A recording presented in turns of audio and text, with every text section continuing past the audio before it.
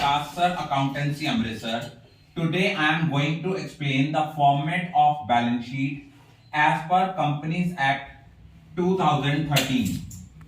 जैसे कि हमें पता है कि बैलेंस शीट में सबसे पहला आता है equity and liabilities.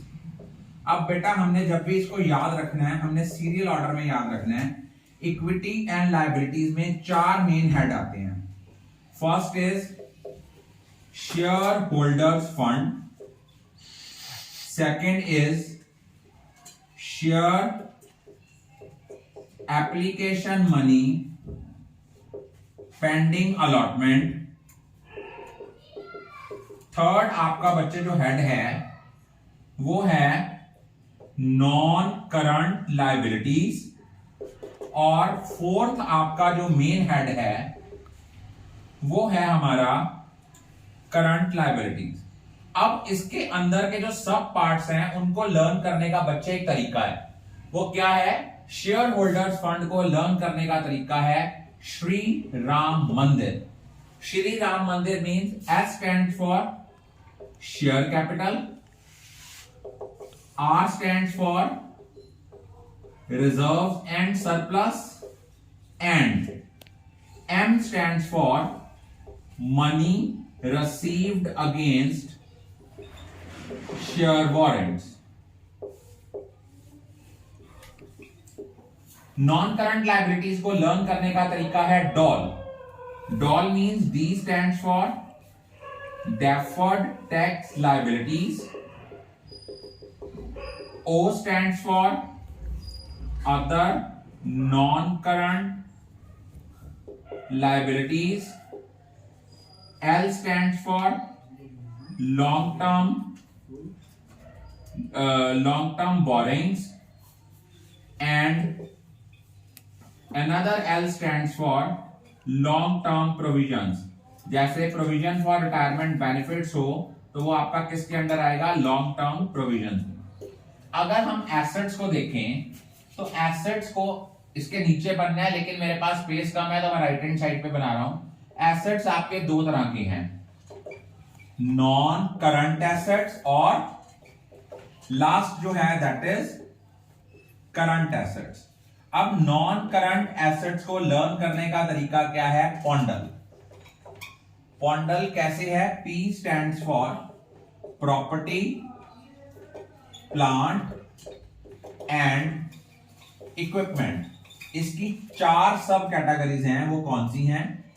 Tangible, intangible, capital work in progress और इंटेंजिबल एसेट्स अंडर डेवलपमेंट। जैसे कोविड-19 की वैक्सीनेशन डेवलप हो रही है तो वो आपका इंटेंजिबल एसेट्स अंडर डेवलपमेंट है, उसके ऊपर जो रिसर्च पे पैसा खर्च हो रहा है। उसके बाद property, O stands for other non current assets, O stands for D, N stands for non current investments, D stands for deferred tax assets, L stands for long term loans and advances. अब आपने current assets को कैसे याद करना है? Simple तरीका है, that is TISCO, TISCCO।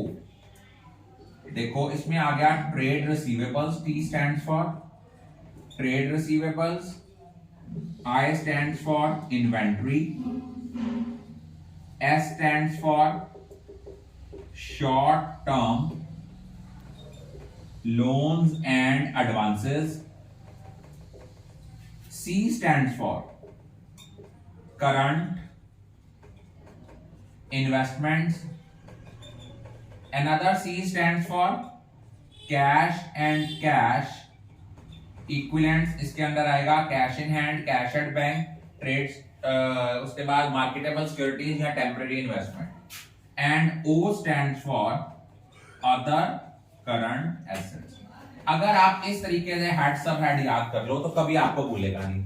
I am going to repeat it again. Equity and liability में 4 हेड हैं, share holders fund, share application money pending allotment, non current liabilities और current liabilities. Share holder fund को याद रखने का तरीका क्या है? Shri Ram Mandir, share capital, reserve and surplus, money received against share warrant.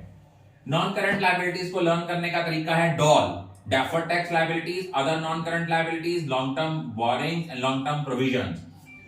उसके बाद आपका करंट लायबिलिटीज को लर्न करने का तरीका, सॉरी यहां लिखा नहीं है, दैट इज टॉस।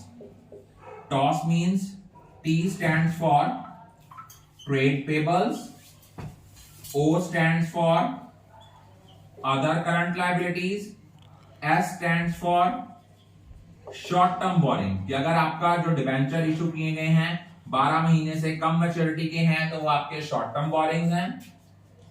और other S stands for short term provisions. Assets आपके दो तरह के हैं, नॉन करंट और करंट। नॉन करंट को याद रखने का तरीका है फंडल, प्रॉपर्टी प्लांट एंड इक्विपमेंट। इनके 4 सब हेड्स हैं, सब क्लासिफिकेशन है, tangible, intangible, capital work in progress, intangible assets under development।